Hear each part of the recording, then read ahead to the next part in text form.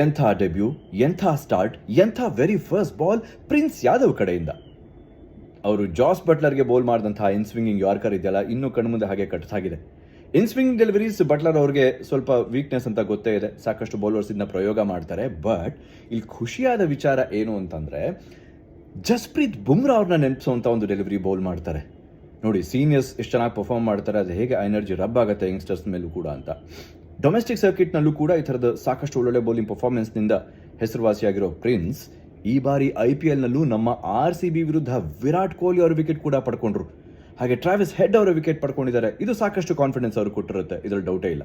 ಹಾಗೆ ಮುಂದಿನ ಪಂದ್ಯಗಳಲ್ಲಿ ಸ್ಪೆಷಲಿ ನಮ್ಮ ವೈಟಾಲಿಟಿ IC20 4ನೇ ಪಂದ್ಯ ನಡೀತಾ ಇದೆ, ಇಂಗ್ಲೆಂಡ್ ವರ್ಸಸ್ ಇಂಡಿಯಾ.